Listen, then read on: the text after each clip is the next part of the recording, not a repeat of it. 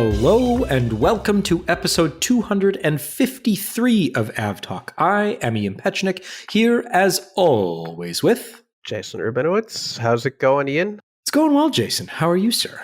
I'm good. You sound to be doing well.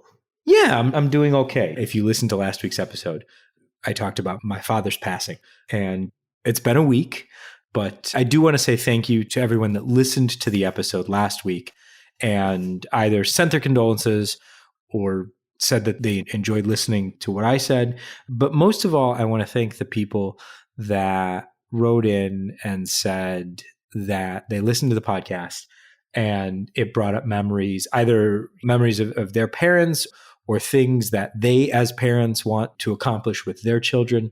And that to me was very nice to read and helpful in the moment. So I want to thank everyone who sent those along. On that note, I think this is just a cool thing to do in general. So I want to start this as kind of a new thing that we do. So here's what I'm going to ask you to do, listener. Email us at podcast@fr24.com. Either write it or speak it in a voice memo and email it to us.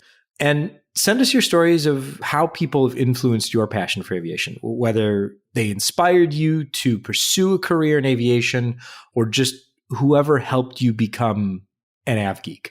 I think that's a really cool story that a lot of people have, especially people listening to this podcast. And we'd love to hear it. And we'll share some of those answers in the next few episodes. So email us podcast@fr24.com.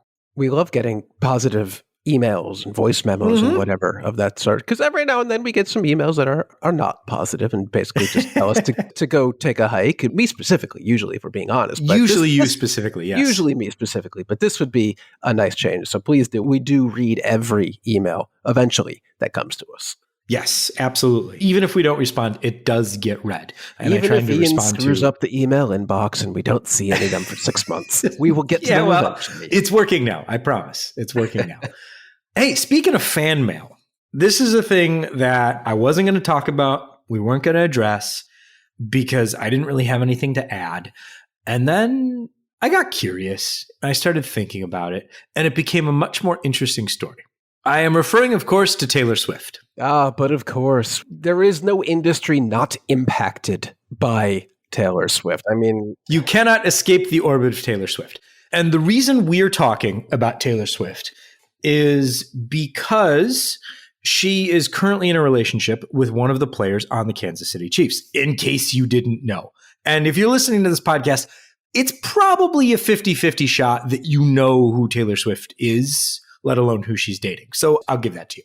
I have been keeping up on that information thanks to my wife and daughter, but this relates more to the airplanes. So here's the deal. And we'll get through this part really quick because this is not the most interesting part. She's dating someone on the Kansas City Chiefs. They're playing in the Super Bowl. The Super Bowl is in Las Vegas on February 11th. Kickoff is at 3:30 Pacific time on the 11th of February. Taylor Swift is performing a concert in Tokyo, Japan on February 10th. The concert starts in the evening, and just for the sake of argument and timing and everything, we'll say that she's done with everything at the concert. Concert's over. She's gotten dressed in street clothes, all that good fun stuff by midnight in Tokyo on the beginning of the 11th. So that's 8 a.m. in Las Vegas, still on the 10th of February. So she's got plenty of time. She's going to have time travel. News articles. So many, and she will. There are so many news articles that have been written. Can Taylor Swift make it from Tokyo to Las Vegas? Yes, it's literally easily how time done. Works. That's just how time works. She'll cross the international date line. It'll be just like we talk about on the 1st of January every year, where people depart one day and arrive back in the next day. It's not a problem. You don't even need to be Taylor Swift to have time travel technology. No. Anybody could get on a commercial flight to Tokyo. If there were nonstop commercial flights from Tokyo to Las Vegas, you could do this. But that's not where the interesting things comes in. Because the more I thought about this, the more interesting it became to me. Not from a will she be able to make it there, but how will she make it there from an aviation perspective? Because the flying part is easy.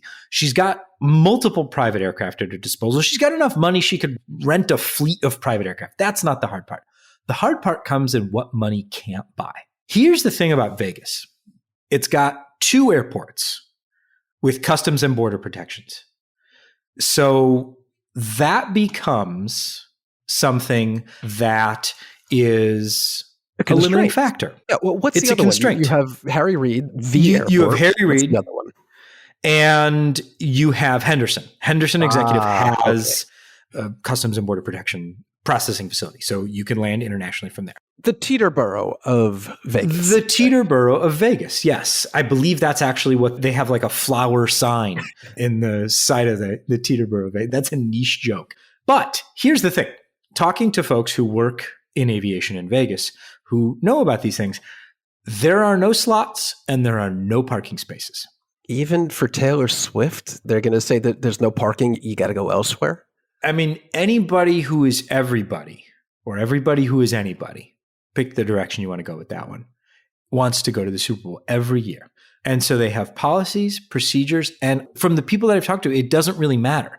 I mean, there are billionaires coming from all over the world, and it seems like that's a very limiting factor. There are roughly 700 spots for private aircraft between Las Vegas and Henderson, and they're all full. Who wants to be the hero? Who could be the hero into the headlines to say, I gave up my private jet parking spot in Vegas for Taylor Swift, you're welcome? That would be just like a coup of a PR win for anyone. The most evil, sadistic person in the world could do that, and we'd all be like, yeah, all right, maybe this person's not so bad.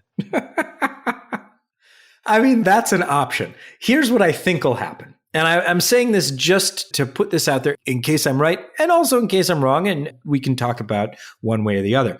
I think what will happen is I think she'll fly to Los Angeles. Okay, and then? Because she's got plenty of time. And then it's an easy hop on any manner of mode of transportation from Los Angeles to Las Vegas. Even one of the many dozens of commercial flights a day. Wouldn't that be something? I mean, can you imagine Taylor Swift being on Southwest? No, I can't. I honestly cannot. To Vegas. Hey, Southwest does those, like they have a musician on the plane and they play it on, during the flight. That would be fun.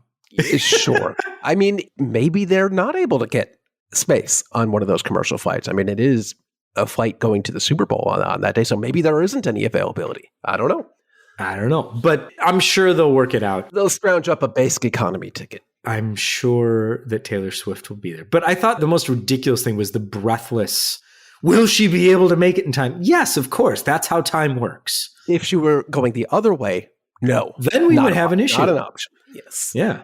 Unless she really does have time travel technology. But if anyone has it, it's Taylor Swift. So this and the follow-up to see whether or not, to figure out how this actually went down. I hope those are the only 2 times that we ever talk about Taylor Swift on this podcast, and I'm going to leave it there. I got so excited about Taylor Swift that I forgot to mention that we have Jon Ostrower on the show this week. We will be talking about Boeing. No, John's just it's more Taylor Swift. Oh, okay. We're going to go deep into Boeing's culture. We're going to go deep into what the future at Boeing might look like. So it's Wednesday, January 31st. We spoke with Jon yesterday on Tuesday. Before Boeing issued its earnings this morning, we talked with Jon and he gave us a little bit of a look into the crystal ball, but he also gave us some questions to look out for in the earnings today. So after we talk with Jon, after we put that into the podcast, we'll come back and we'll talk about the answers to those questions in just a little bit as well. So that's a little bit later in the show, but there's other than Boeing news this week. And for that, I turn it over to Jason, who has been combing through the recently released docket by the NTSB regarding the American Airlines and Delta Airlines runway incursion that happened at the beginning of 2023. I didn't expect to be talking about turtles, but we've already covered Taylor Swift, so let's get to it. So why not? Yeah, this was the docket being released by the NTSB for the incident that occurred January 13th, 2023. So a little over a year ago. Seems like a lot longer ago than that. January 1st, 2024 was 6 months ago. I think so. So Time is weird this year. But this was the American 777 versus Delta 737-900 incident at JFK, where the Delta 73 was on its takeoff roll on runway 4 left, and the wayward American 777 crossed the runway in front of them after confusing the route that they were supposed to take. They were headed to the wrong runway. Very interesting transcripts released by the NTSB. They talked to everyone, the pilots on board the American flight, the Delta flight, and the air traffic controllers, which we'll talk about in a minute. This incident was noteworthy because it was really the bubbling over of the acknowledgement that something is not right post-COVID or during COVID, that there are a lot of very close calls, runway incursions, things not going the way they're supposed to on the ground and in the air around airports. And the NTSB launched a very full investigation into this incident. What has been revealed is that the pilots of the American 777 were very distracted by everything going on pre-departure. Obviously, they have a lot of procedures, policies that they have to take care of before they're able to get to the runway and depart. And in this case, there was a bit of an extra addition in that they needed their cargo closeout, which hadn't come in by the time they were already taxiing out to the runway. So it was even more distracting than usual on board the aircraft. And unfortunately, the pilots operating the aircraft taxiing on the ground at JFK, which is admittedly a very confusing airport, especially in the area around where the incident occurred, which is called a hotspot. There's a lot of converging taxiways, a lot of runways intersecting all in one place, and they made a wrong turn. They thought they were taxiing out to runway 31 left, but really they needed to be turning right to go to runway 4 left. A lot of procedures that are in place to prevent this incident, they were working and they were there and they were operating as intended. It was just the timing of it turned out to be exactly so that it was almost a disaster. A few airports in the US, not a lot, I think it's less than 24, have a runway protection system where there's some sort of algorithm that detects if there is an aircraft approaching the runway or on its takeoff roll, it will illuminate lights along the runway, red lights, basically a stoplight saying, don't enter this runway, it's active, something else is going on. It turns out that just the moment that the American 777 nosed over the hold short line, those lights activated. And by the time those lights activated, they were already over the viewpoint of the first 2, possibly 3 illuminated lights on the runway. So by the time they actually saw it, they were already well over the hold short line and inching towards the runway. And the ASDEX system, which is basically the monitoring system for the aircraft on the ground that uses GPS locations and possibly MLAT, that has been apparently broken at JFK for a long time as of the time of this incident. That we'll get to that in some of the transcripts from the air traffic controllers. But what happened was that the ground monitoring system alerted the air traffic controllers that, hey, this Delta aircraft is on the move and there's something else on the runway. And thankfully, air traffic controllers in the control cab got that warning, issued the alert to Delta to cancel takeoff, and so they did. They came to a stop, and American continued its rollout or taxiing across the runway. And thankfully, nobody was injured. The American flight continued on to London, as we know, because the flight data recorder was intact, but the cockpit voice recorder, which only records 2 hours of audio, was overwritten. At the time, they didn't know they did anything wrong. They had communicated with the air traffic controllers in JFK Tower, and it wasn't really clear what happened, and they continued on. But if you have the time, I'd recommend reading through the many, many pages of transcripts and human interactions and technology reports and all that, because there's a lot to learn from that. Especially one of the air traffic controllers, the transcript is a bit spicy. It's colorful. He had a lot of things to say. So there's no audio recording. They're very clear to say that although the interviews are recorded for audio, those recordings are strictly for the NTSB and the transcription. And once it is transcripted, those audio recordings are destroyed. So it is only a transcript of it. But there's some interesting bits from what they call the event scenario, getting into the ASDEX system and the runway safety lights, that there's some algorithms at play that it will not trigger a warning until the aircraft on the move has a velocity of 29.9 knots coupled with an acceleration of 1.20 meters per second, or the aircraft reaches a velocity of 49.9 knots. And the Delta 73 was operating at quite a bit higher speeds than that. I think they got up to over 94, crossing into 97 knots. So there's some interesting technological aspects to look at as should this be tuned? Should those thresholds be a little bit lower to provide more of a warning for any aircraft that finds its way onto the runway? But getting back to that one air traffic controller, he had a lot to say. I think a lot of it was warranted that there's some deferred maintenance going on, that this doesn't work, that doesn't work. He hadn't had enough sleep, and not assigning blame. The NTSB doesn't do that. But at some point, he called pilots donkeys. That there's been, in his opinion, since COVID, there's been... Not donkeys as in like the nickname for Dunkin' Donuts. Donkeys as in the animal. Yes, I just want to make that one clear. At JFK, since COVID, cannot be trusted with more complex clearances than would have been norm in the past. So instead of exit the ramp, turn left kilo, right kilo, echo, cross 31 left, et cetera, he's only able to provide them with 3 clearances at a time, because beyond that, pilots these days apparently are forgetting instructions and making wrong movements, just like we had with this American 777, or jumping frequencies before they're given the authorization to jump from the ground radio frequency to the tower frequency. He had a lot to say, and at some point they started talking about, if you've been around a while in New York in the AvGeek scene here, you know about the turtles on the runway. Every spring on 31 left, 13 right, the turtles come out, because this is it. JFK is a wildlife preserve. Around it is a wildlife preserve. And sometimes turtles end up on the runway. And it is nice to know he's an environmentalist and he has no issues with the turtles. No, he likes the turtles, I believe, is how we end up in this particular place. But yeah, I thought the transcript of the interviews with the air traffic controller, as well as with the pilots, because we don't have the cockpit voice recorder, unfortunately. And this is something that we talked about in the mid-February episode from last year, how having the cockpit voice recorder on this and other recent high-profile incidents and accidents would be super helpful. But good to see that that seems to be moving in the right direction. But the transcripts are really interesting. I think, setting aside the controller's colorful commentary, it seems to me that he was waiting for someone to come and talk to him. You know, it was just very like, I'm making a mental note of all of the things that I would like to discuss as part of this investigation. And when the NTSB calls me, I'm going to be ready.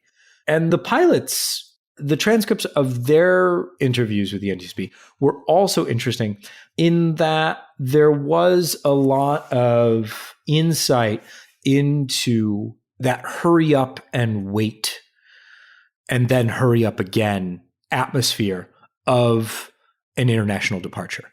I've witnessed this firsthand, where everybody's ready to go and then there's one thing that's missing, or they need to offload bags, or they need to load bags, or they're holding the plane. You know, everyone's ready to go on the plane, but then the airline decides to hold the plane because there's another connecting flight and a dozen passengers off that connecting flight need to make this flight. And so there's all of those things. And then we need to go, okay, we need to go because we're going to run out of hours, or we're going to lose our slot time, or this or that.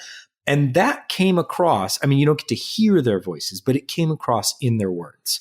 And I thought that was a very interesting, and they didn't really touch on that. Generally, it was more in this specific context.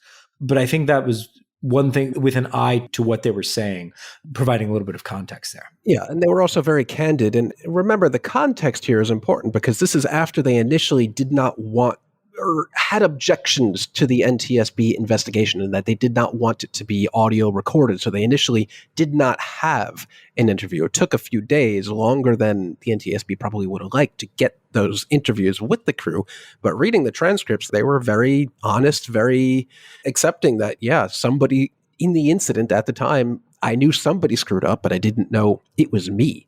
Right. So it was just a really interesting read, and I'm glad everything worked out and they were able to get those interviews, because it's important. Yeah, absolutely. And I think the structure of the NTSB investigation, I didn't know I'd be going this direction today, but the thing that bothers me about the movie Sully is that Yes. like the second half of the movie, or second 2/3 of the movie, is a made up adversarial process, because it makes for good film, where you have, the good guy, and then you have the big bad government agency trying to, make them out to be the bad guys. And the NTSB process is not that. And of course, if you're listening to this podcast regularly, you know that we talk about this anytime something happens. But the NTSB process is only designed, and is specifically designed to understand what happened and why it happened, and how can it be prevented from ever happening again. Yep. That's a great point. And they make very clear when they start these interviews that that's exactly what they're there to do. I don't have the text in front of me right now, but they very clearly say, I am a member of the NTSB investigative body. We are not a prosecutory body. We don't have any authority to do anything like that. We are just here to make flying safer. And that is what they're doing. And on the NTSB front, we are expecting the preliminary report into Alaska 1282 later this week or early next. Preliminary reports are issued roughly 30 days post-accident, and we're coming up on 30 days. So we should be expecting that later this week or early next. So I'm sure that we will be talking about that on next week's episode. And as we transition from the NTSB and their investigations into Alaska and what has happened there, we're going to pause and come back with Jon Ostrower in just a moment, talk a little bit about what's happening with Boeing, at Boeing, outside of Boeing that is influencing Boeing, what's going on at the FAA, and then where's Boeing headed? We'll be back in just a moment with Jon Ostrower. Stay with us.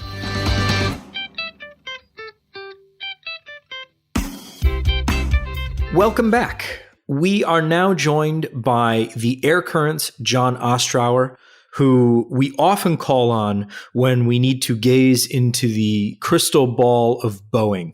There's been no shortage of Boeing events and news in the past 25 days.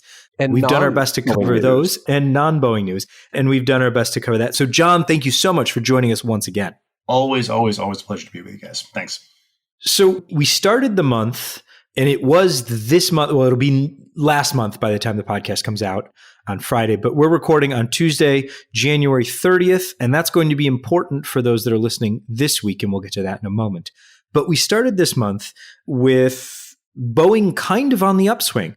We had previewed the first delivery of the 737 MAX to a Chinese airline in almost 4 years. 2019 was the last time. China Southern had taken contractual delivery. They were waiting to bring the airplane home, and that finally happened near the end of this month. But in the intervening 30 days, an Alaska Airlines 737-9 MAX lost a mid-cabin exit door plug.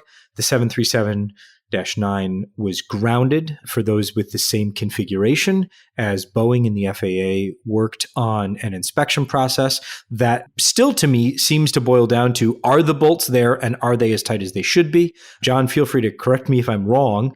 And we sit today with the aircraft returned to service by all 5 airlines that operate the aircraft with the mid-cabin exit door plug.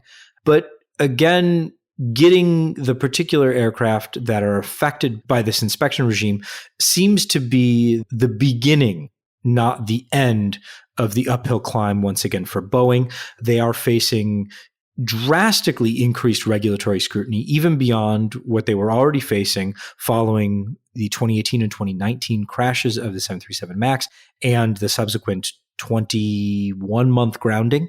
So we turn now to Jon to help fill us in on what is a simply phrased question with no simple answer whatsoever. Jon Ostrower, what does Boeing's future look like? Well, I think you sort of hit the nail on the head, which is that 2023 ended on a high note. And I think one of the things that the universe of those that have a stake in Boeing's success and those that follow them closely have sort of reached the conclusion at this point that there's an important difference between the weather and the climate. And the weather at Boeing was really good at the end of 2023. They had record orders. 787 had like 300 new orders. That's incredible. 20 years since launch. It's a record number that they for a 1-year period. China was getting back going again on the MAX 8s. And by all accounts that, MAX 7 was wrapping up and getting ready to go to Southwest. I think the thing that this whole situation has caused everyone to do rightly is step back from what is the day-to-day or a week-to-week improvement in the news coming out of Boeing and look at the larger span of history of the company. And I think that's something that we've always done at the Air Current, something that I've had the benefit of being on the front lines of since I started reporting on Boeing in 2007, which has allowed me to sort of look at where we are today and say the situation in the factory that has evidently led to what happened on Alaska 1282 was fundamentally not just a discrete single one-off problem, but the culmination of a lot of years of compounding strategic missteps that have ultimately frayed Boeing's ability to consistently deliver airplanes to much of the chagrin of their customers, of their regulators, and the flying public. So that's where we find ourselves today. Where we go from here is a 5-hour, 75-part answer, but I'll keep it tight. You've got 30 minutes. Go. Go. This is a company that needs to return to itself and understanding that Boeing is one of those incredible companies in the world that has really only one peer fundamentally in Airbus. But in the US, there's no one equal to it.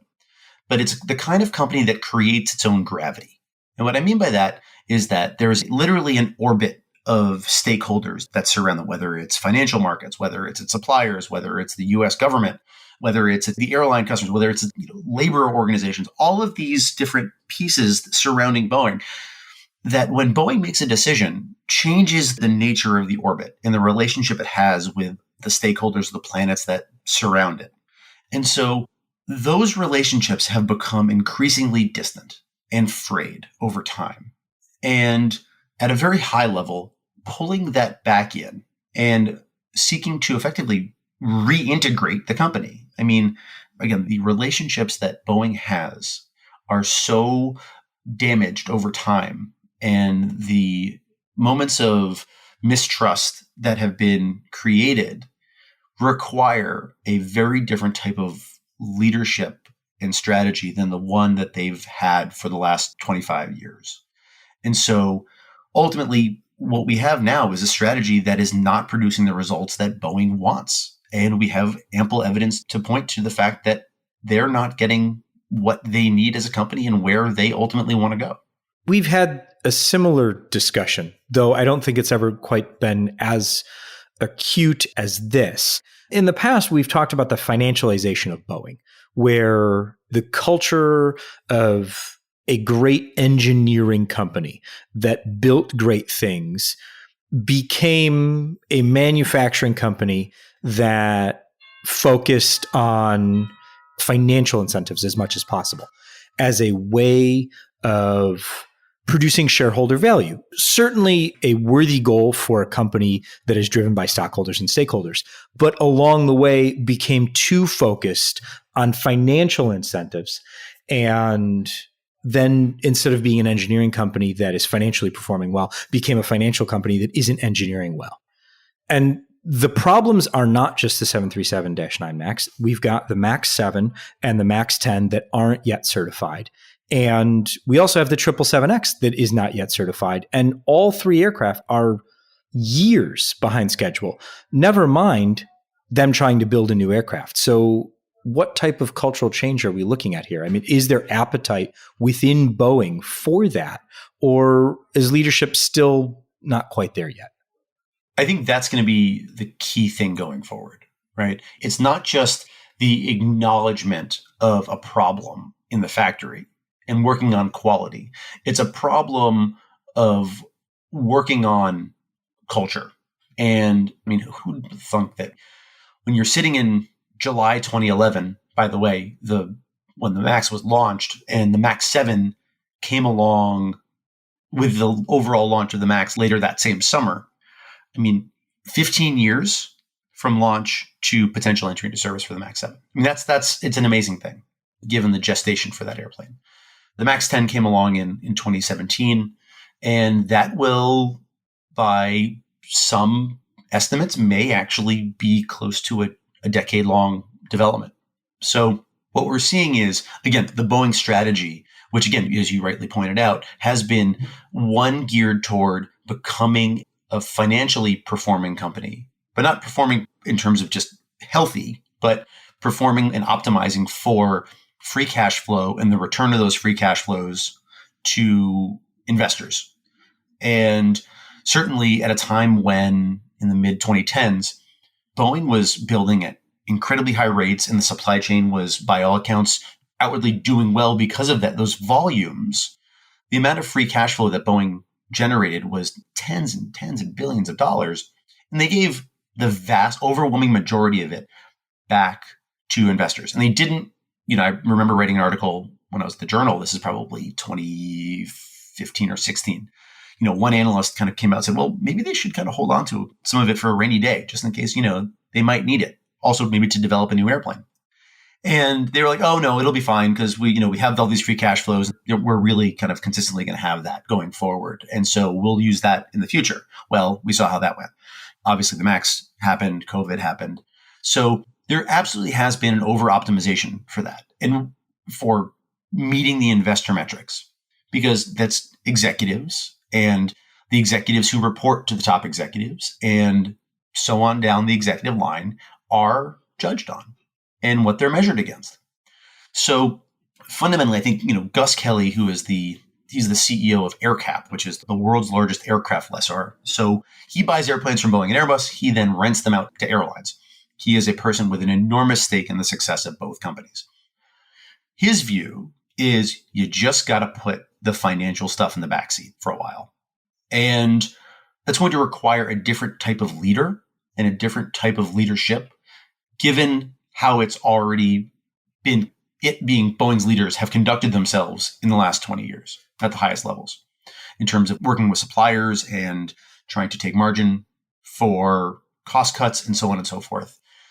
And whether it's new labor contracts, there are innumerable examples of trying to extract little pieces here and there from all the different stakeholders in the ecosystem. And so all that needs to take a backseat. And I think that that's the first thing that has to happen. How you actually implement that is far more challenging, but there are absolutely demonstrable things that you have to do to begin to steer things back toward a more cohesive structure where you've got at least an emotional, spiritual connection, so to speak, cultural connection between what's going on at the very top of the company and what's going on the factory floor.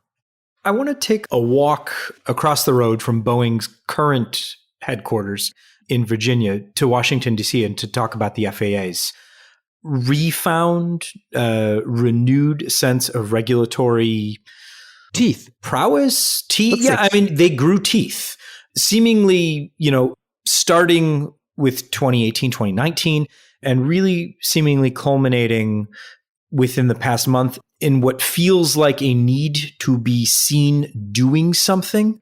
Those somethings seem good, but from your reporting and from your sense, is this, Boeing's statements have been, we welcome this is a good thing, we're very happy with all of these things, we agree with the FAA. Have you gotten the sense that that's a genuine feeling, or is this just one of those things where we have to say this, we have to knuckle down, we have to deal with this right now? But I too enjoy when my dentist gives me a root canal because I need one, right? It's like you can't kind of disagree with it at that point, but it's the thing that has to happen. I think one of the things that the FAA has struggled with demonstrably, it's an absolutely measurable thing. It's two really important functions here. Number one, a lack of consistent leadership in the last 5 years. We had acting administrator after acting administrator after acting administrator after Steve Dickinson left.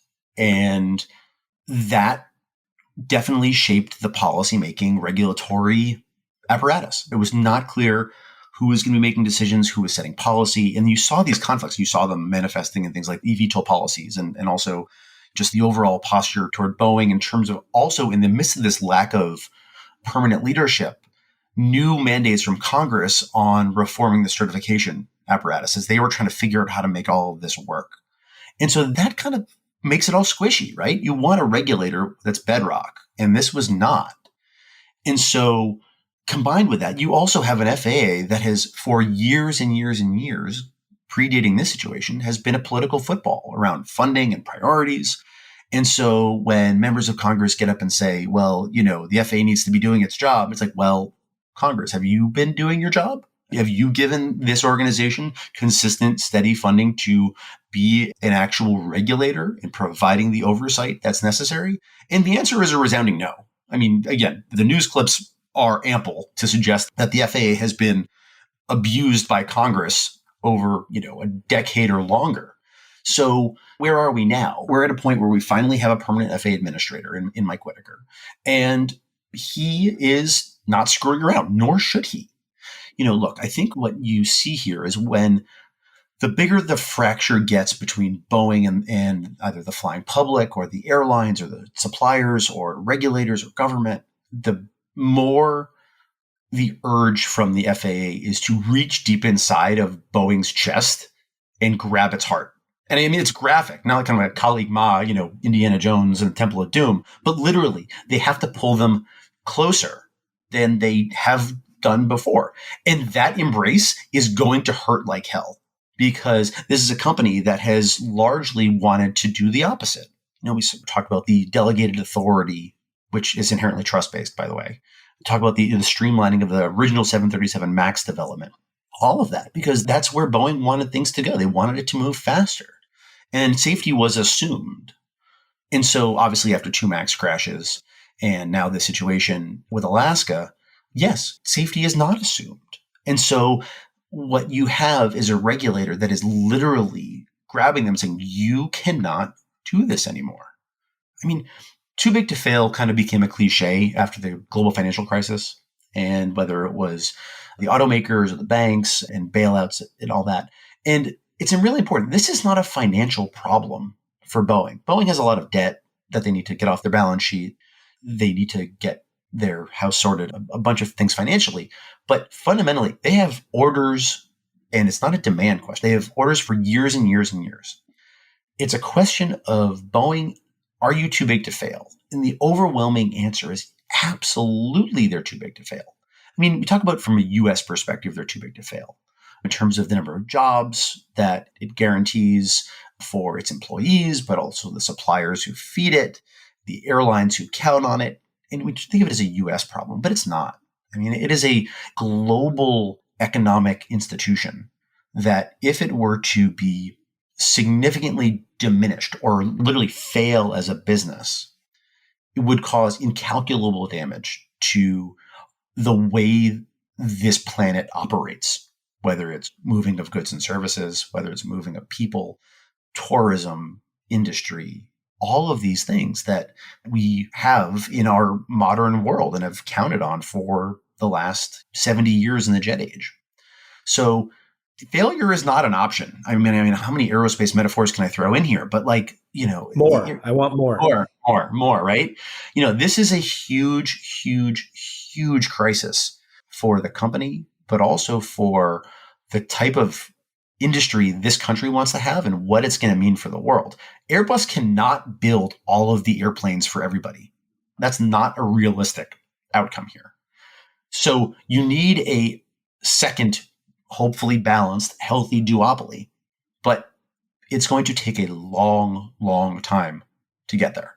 So let's take a look at the actions that the FAA did take in the last week, or the actions that Boeing itself took within the last week. So first up, I think we have to discuss the new oversight at Boeing directed by the FAA, the most prominent of which I think is the strict cutting down of the production rate increase at Boeing and the not going to approve an additional line for the 737. And we know that Boeing was ramping up to open an additional line for the 737 outside of Renton for the first time ever up in Everett, where they manufactured 747s for decades. What does the future of production of the 737 look like? Do we think this is a temporary thing, or is this going to last for years? Like, how does Boeing once again prove we are trustworthy, we can ramp up production once again? Well, how do you get to that answer? Well, that's the hard part. When the trust has been violated, proving that you are worthy of trust again is incredibly challenging. And it takes time. And no one knows how long that's going to take. But I think one of the things that, to kind of step back from sort of not just the FAA's essential role of ensuring air safety, but I think what we see here is the FAA and the US government cannot say to a publicly traded company, you need to have different leadership or you need to have a different strategy. But this is always the tension with Boeing. It is a public company that's not owned in any portion by the United States government, aside from the fact that they are their biggest customer. So within that, their options for saying you need to change are limited.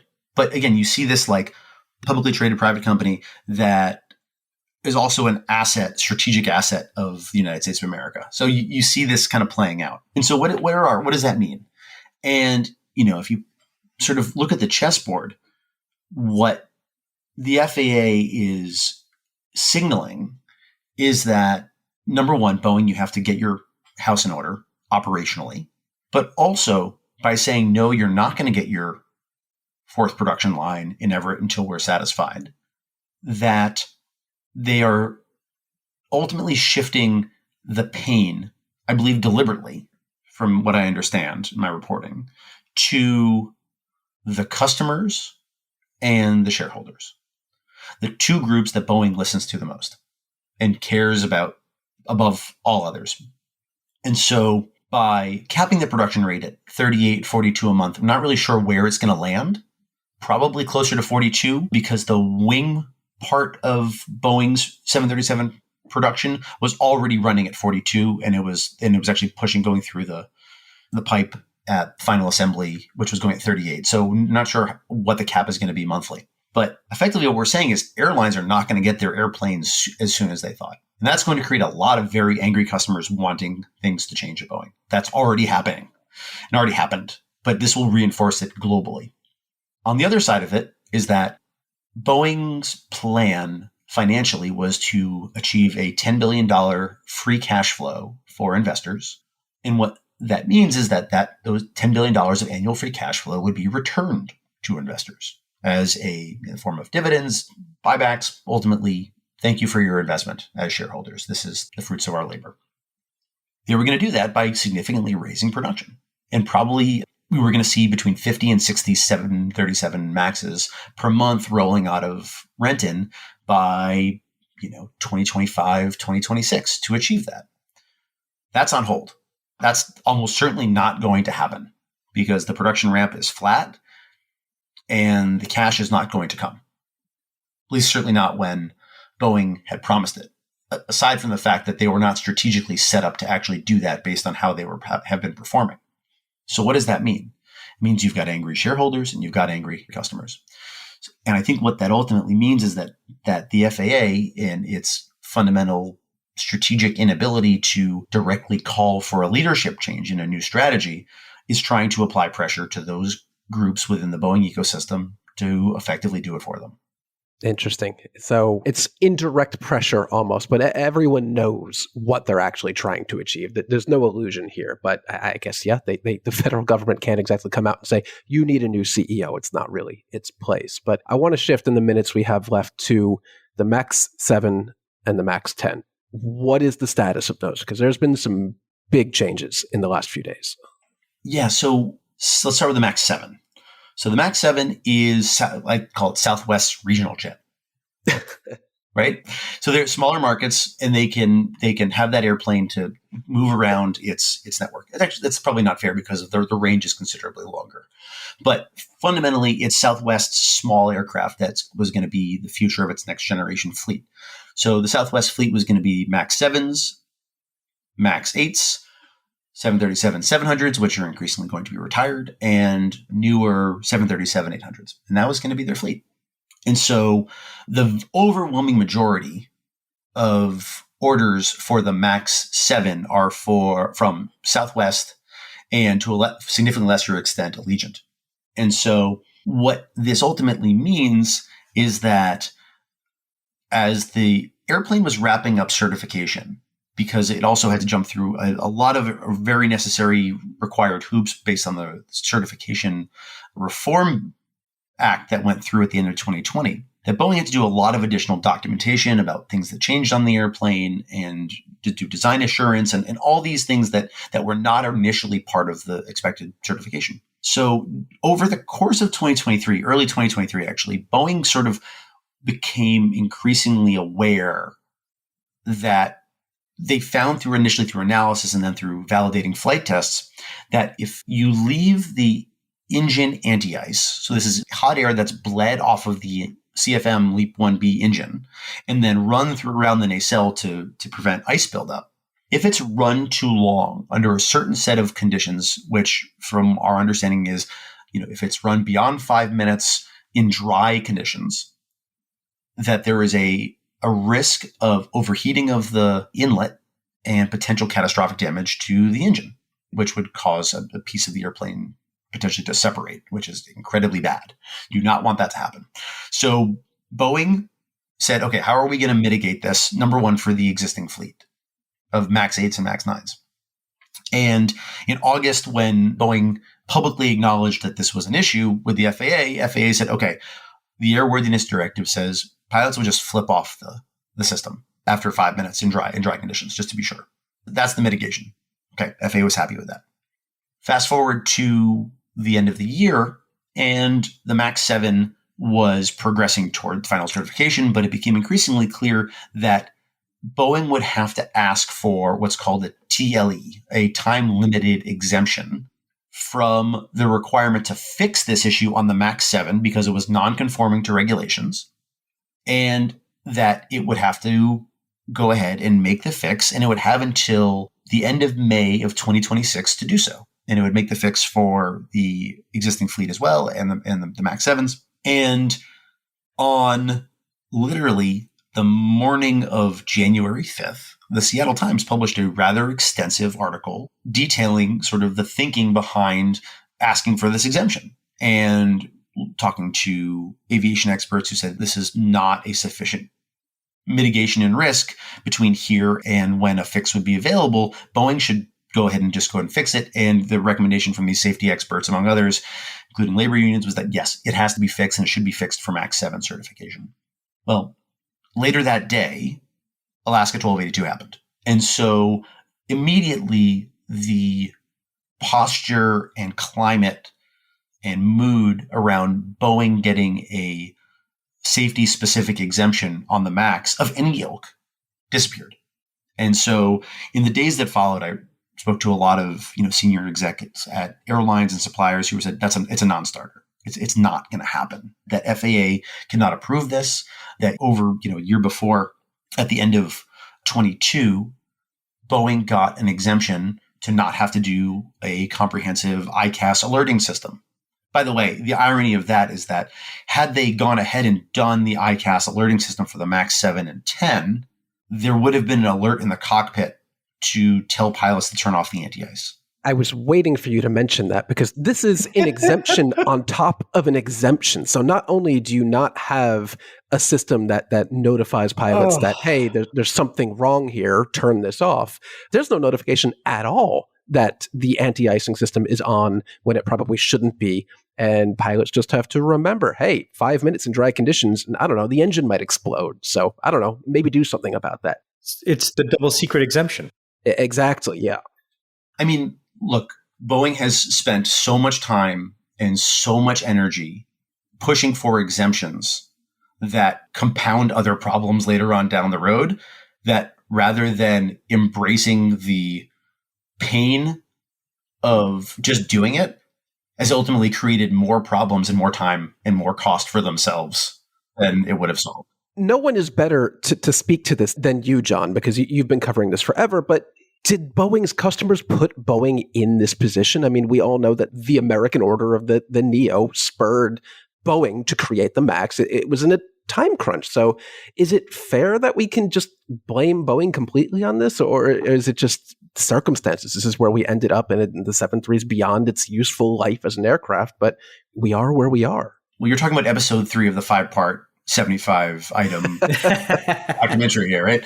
So, I mean, going back to the launch of the MAX, fundamentally happened at a time when the 87 wasn't done yet. Incredibly expensive, incandescently expensive effort. The 47-8 was also not done yet.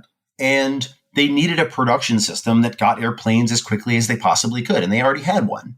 They had the 737. And so they said, okay, we'll just keep going with that. We'll make a comparatively limited investment in updating the MAX. And look, the MAX, on many levels, it was absolutely the right choice because of the necessity for speed, the necessity for continuity, the necessity for every big leap of an airplane is more expensive than the last one. So the technology wasn't ready to deliver that, but it was ready on the propulsion side. So they adapted it, right? I mean, in a lot of levels, it made sense at the time. Hindsight is 2020, but ultimately, Boeing has had to spend tens of billions of dollars to get the MAX to a point of stability because of that decision. And I count the penalties relating from the MAX crashes in that, right? On top of the initial development costs and all that, and the new penalties and compensation that's going to have to go to, compensating United and Alaska for their groundings, and the additional penalties that are going to come from this regulatory the regulatory fallout from the MAX 9 grounding. The bill for doing the MAX the way they did it is enormous and will probably be on par with at least a few all-new aircraft programs when it's all said and done, which is an amazing thing. But fundamentally, is it the airlines who are to blame here in addition to Boeing? Yes, Boeing responds to its customers. Boeing ultimately has final say in what it does. What we see is a pattern of deferral that I think is adding up and just creating more and more problems for Boeing. And that deferral makes it harder. It's like, I'll work out tomorrow, right? Too busy. I'll work out tomorrow, and day after, right? And then you get up and work like, oh, that hurts, right? I should have worked out today. And so it's that things that keep getting pushed along down the line that make sense in the moment, optimize for the short term. And they have missed opportunities again and again to begin to steer this in a way that begins to layer good decisions on top of each other rather than decisions that create bigger disruption from smaller things. I think that's a really important point here. Like, go back to 2007, 2008, 2009, 2010, 11, during the 87. You had a wholesale breakdown of the supply chain and configuration control on 87. It was a mess. It was an unbelievable, unmitigated mess for 3 years. And they went through the ramp up, and it was incredibly expensive and incredibly challenging. And that was big stuff, right? That was multiple suppliers across, all over the world with a global distributed supply chain, advanced technology, advanced manufacturing, advanced systems, and caused big disruption. Fast forward, 13 years, and we're talking about 4 bolts that causes the airplane to be grounded. And that sort of strategic instability is where we are today, where the smaller the item, the bigger the disruption. And it was a line of code for the MAX crashes in 2018, 2019. So you have to look at the arc of where this company is going, not just that there are big, challenging problems with developing something as amazing and as extraordinary and complex as a new commercial aircraft, but literally the nuts and bolts of what it means to be an aircraft manufacturer in the United States in, January 2024. So that's where we're at right now strategically with Boeing. And I think that's what everyone is responding to. You'll hear from leaders likely Boeing this week that a problem in the factory and we need to address and reemphasize quality every single day and all that. It's not just a quality issue. Boeing is a systems engineering company. And right now, the system that is Boeing is not operating in the way that they want it. And the way they have it is producing results that are causing the machine to throw out some really bad results on safety, on quality, and certainly on financial results as a result of all that. But that tells you a lot about where things need to go in terms of how you actually begin to fix it. And part of that is not continuing to do the same things that you've been doing. And I think that's the thing that we're going to need to be watching for and seeing how the stakeholders in the rest of the Boeing ecosystem who want it to succeed. It's not like you're asking the head of like Airbus marketing, hey, what should Boeing do to be better? Like that's not what we're talking about here. We're talking about airlines and governments and suppliers who literally need them to be the best that they can be because, like I said, they are too big to fail. And on that note, we're going to leave it there in anticipation of what happens tomorrow, the 31st of January, which is Boeing's earnings report. Jon, we're going to let you go so that you can rest up because I'm sure tomorrow is going to be a very busy day, and we'll cover that on next week's show. Jon Ostrower is the founder and editor-in-chief of The Air Current, a publication who covers the industry in a way that I don't think anyone else does or can. And Jon, I want to thank you for being so gracious with your time and your expertise today and coming back on the program. Jon Ostrower, thanks so much. Thank you, Jon. Thanks, gentlemen. My pleasure as always.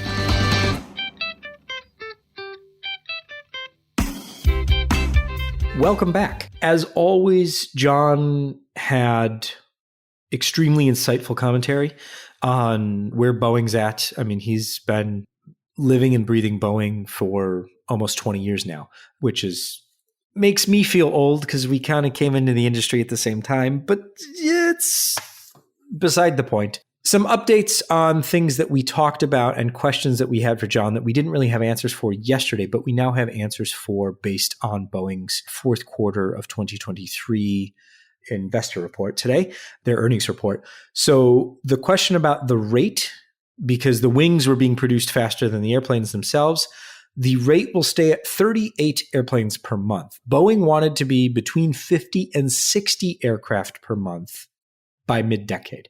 That will not happen. Yeah. Never say never, but it seems unlikely. Given the next piece of news, we will also. Yes. So the other thing we talked about with Jon was the anti-ice engine nacelle issue, where Boeing had previously requested a time-limited exemption for a known issue, saying that they would certify the 737-7 MAX and then retrofit a fix for it. They've withdrawn that TLE request. The FAA wasn't going to grant it given the circumstances now. Boeing today said that it will take between 9 and 12 months to have that fix in place. So that puts 737-7 MAX certification into 2025. And the MAX 7 needs to be certified before the MAX 10 can be certified. So we don't know at this point. Aircraft are not going to be delivered on time to the customers. And that's a refrain that we've heard from Boeing before. On that note, we're going to play, I don't want to call it a game. It's not a game. We're going to do trivia here. We're going to pick quotes from Boeing's quarterly earnings calls, and we're going to decide what year those statements were made. Were they made today? Or were they made in past quarterly earnings calls? And Jason, your first statement, if you please. My first statement, and I quote, "This is a defining moment for Boeing, and we remain focused on our enduring values of safety, quality, and integrity in all that we do as we work to safely return the 737 MAX to service." Ooh. I'm going to say Q3 2019. Oh, so close. Second quarter 2019. Oh. That was Dennis Muhlenberg in, second quarter 2019. Close one. That's impressive. All right. We'll try our best. Okay, you want another one? Yeah, give me another one. All right. We are progressing towards a safe return to service of the 737 MAX, and we are driving safety, quality, and operational excellence into all that we do every day. I'm going to say Q4 2020. Ooh, right year, wrong quarter. First quarter of 2020. Okay. It's a trip to read this one. COVID's coming, and they're bunkering down for COVID. But all right. Yeah, the 737 MAX, they're fine at that time. But they're going to do quality excellence every day or something. I will give you one now. Okay. Quote, we won't predict timing. We won't get ahead of our regulator. Ooh, not much to go on there. I'm going to say that's third quarter 2022. That was today. No. That was today. Okay. I mean, there's not much to go on there. That could happen anytime. You want to give me one more? All right.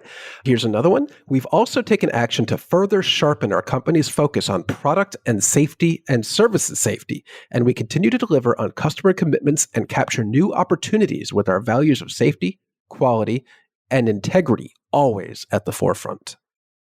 That wasn't today. That was not today. It was the third quarter of 2019. Okay. Yeah. A lot of these quotes, the common theme here is we did bad and we're going to make it right by being safe and quality and integrity. A lot of these quotes could be repeated verbatim today. Yeah, and they were. There are multiple sentences in today's earnings call where they talk about safety and quality and engineering excellence. You made a good point about this before we started recording. What was it? Well, my point was that our previous 3 minutes of podcast don't make sense if this had never happened before. Because if this had never happened before and Boeing said the exact same things, we would be having a very different conversation. We would be saying Boeing is doing the right thing. They're taking responsibility. We can trust they are taking this seriously. We know that this organization is an organization that puts safety above all else, and they're going to do whatever it takes to ensure that this never happens again. And not only does it never happen again, they come out of this better, and they come out of this smarter, and they come out of this in a way that ensures the aircraft they build are the best aircraft in the world. Yes. What was the line that was so common after the original grounding of the MAX? That this will be the safest aircraft ever after the amount of scrutiny put into it and the amount of time Boeing has poured into it. That turned out to not be true at all. As we've seen, they're missing bolts to hold the doors on the aircraft. So that's fundamentally not what actually happened. However, there are some interesting changes in the tone from Boeing today. On the earnings call itself, Boeing CEO Dave Calhoun said, I quote, I cannot comment on any specific root cause or speculate the root cause. As a participant in the process, I do believe the investigation will narrow quickly. He then went on to say, we caused the problem and we understand that. That does show a lot of growth, I think, at Boeing, that they're able to say, like, not really saying it, but saying, hey, we screwed up. This investigation is really quickly going to show that we did something bad and we screwed up. And then they actually said, we caused the problem and we understand that. That is not something Boeing was readily admitting during the MCAS debacle of 2019 through the early 2020s. This is a fundamentally different tone. I don't know how much stock I put into it. I don't know if Boeing's actually learned anything or if they're just a wounded bear lashing out saying, oh, we've learned our lesson. We caused this problem. We're going to be better. We've heard it all before. Now they actually have to do the hard part and deliver on that. Yeah. We'll see what the preliminary report from the NTSB says. We'll see what Boeing does over the next weeks and months to regain the trust of its workforce, of its regulator, of the airline customers, and of the flying public. The road just keeps getting longer for them. And as we talked about with Jon, short-term decision-making has hurt them more than the tough decisions about crafting a long-term vision for what the future of Boeing looks like would have in the first place. Let's move on from Boeing and talk about just some other things that have happened this week and other things that are worth keeping an eye on as the rest of the year unfolds, because it's only the end of January. It's been a long year. Remember JAL? That was this year. It was this month. I know. JetBlue is slowing the pace of deliveries because they don't need the aircraft yet, because they don't have the airline in place to operate those aircraft. They're basically pausing their growth in light of everything that has happened to them in the last few months, including the big, I don't know if it's a nail in a coffin so much as it's a gut punch that they can't merge with Spirit. But it seems to me that they're putting a pause on their growth, and a big part of that is deferring aircraft well into the end of the decade. What's wild about that to me is that at the same time they're deferring delivery of aircraft, they also have a wild number of aircraft grounded or expect to have aircraft grounded. Right. In JetBlue's earnings call this week, they have 7 parked aircraft due to the Pratt & Whitney geared turbofan engine issues now, but by the end of the year, they expect to have 13 to 15 aircraft grounded. That's a lot of aircraft that they can't operate, and on top of that, they're deferring aircraft. This is not signs of a healthy airline. I really hope they can turn it around. Let's hope so. Ryanair is forecasting capacity slightly down in Europe this summer, which is interesting in a microcosm, but makes sense kind of looking at it from the macro level. Ryanair is not saying its capacity is going to be down, but it's saying it's taking advantage of other airlines having less capacity and fares will be higher. What they're looking at is basically the same thing that everyone is looking at, and especially airlines operating Airbus A320neo family aircraft are looking at, and that's planes on the ground. Between delivery delays and the fact that the Pratt & Whitney engine issues will keep a sizable chunk of the Airbus A320neo family on the ground, at least for a small period of time, if not longer, they're saying their capacity is going to be down this year and prices are going to be higher this summer. Yeah. So if you were planning on flying a low-cost airline in Europe this summer, you're going to be paying more. Yeah, and at the same time, Ryanair just 2 days ago said it expects the 737-10 to be certified by the end of this year and flying early next year. They might want to rethink their plan. Maybe. Sure. Why not? Yeah, sure. In an alternate universe. I don't know. But that is what we have learned in the last day, shows that Ryanair, like a couple other airlines, specifically United, they're going to have to rethink their fleet plan for the near term, because that is not going to happen. I mean, I don't know if we talked about this, but United's already doing that. Maybe. It's Reuters first reported that Scott Kirby hopped a flight over to Toulouse and said, can we have A321neo slots, please? And then Ryanair said, we'll take any 73-10s that we'll take those that they don't want. But don't read too much into it. Maybe Scott Kirby just wanted to go to the south of France in January because it's nice there. The food is good. I mean, I'd go. Now that you mention it, yeah, that sounds like a good idea. I don't know where they'd be getting those slots from, but hey, JetBlue just said, we don't need as many, so maybe United will take them.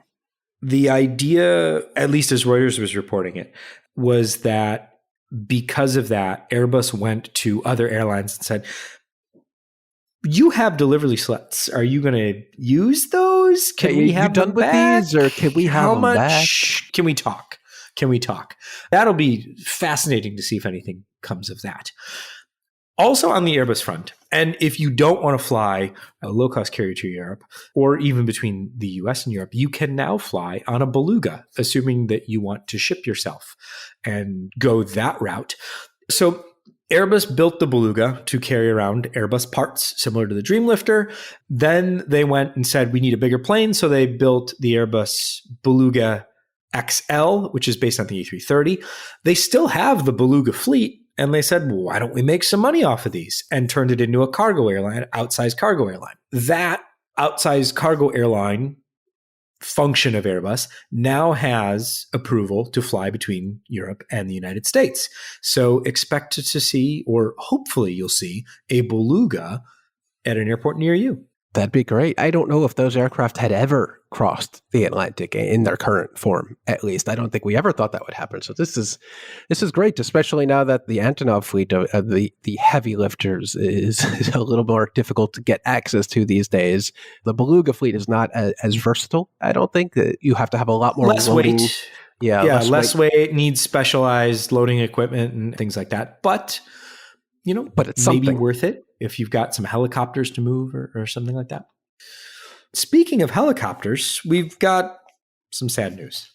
Oh, some news that was inevitable at some point. But it's happy news, I think, because NASA JPL announced that after 72 flights, 3 years after its first flight, the Mars helicopter known as Ingenuity, unfortunately, seems to have some damage to one of its propellers and has taken its final flight.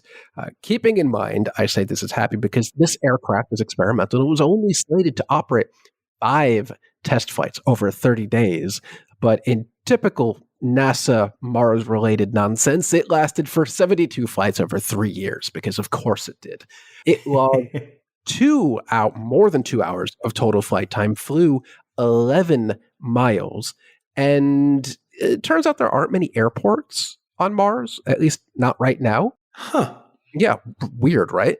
But where the Mars helicopter initially was based and was operating up and down from a stationary point was called Wright Brothers Field, because of course.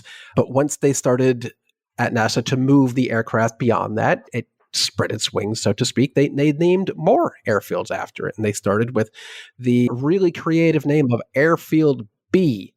And then they went to C, D, E, F, G, H, I, all the way to Airfield X, Y, and Z. And then they ran out of letters. And then they started using phonetic letters. So Airfield Beta and Gamma and Epsilon. And then they actually went into the Greek alphabet because they just kept running out of names for airports. And where the aircraft lies right now, where it will probably stay forever until a human comes there and accidentally steps on it, I don't know, is Airfield Chi, I think, CHI. So yeah, that's quite the story for that little rover. 72 flights, 128.8 flight time minutes. That's pretty impressive. There you go. Go Ingenuity. Yeah. I think the experiment was successful. That's definitely a success. And this episode has been a success too. This has been episode 253 of AvTalk. Thank you all very, very much for listening. And like we said at the beginning of the show, email us at podcast@fr24.com with your stories of how you were influenced in aviation. We would love to hear your stories. We would also love to hear your suggestions for future episodes, comments, criticisms, what have you. Just send us an email. And wherever you listen to this podcast, whether it's Apple Podcasts, which is most of you, or Spotify, which is some of you, or wherever else you listen to the show, leave us a rating or review. And that really helps other people find the show. And that can be their story about how they became AvGeeks. They read a review of the podcast and they said, I'm going to listen to it. And it can be all your fault that they're now stuck listening to us. What an origin story. This has been episode 253 of AvTalk. I am Ian Petchnick here, as always, with Jason Rabinowitz. Thanks for listening.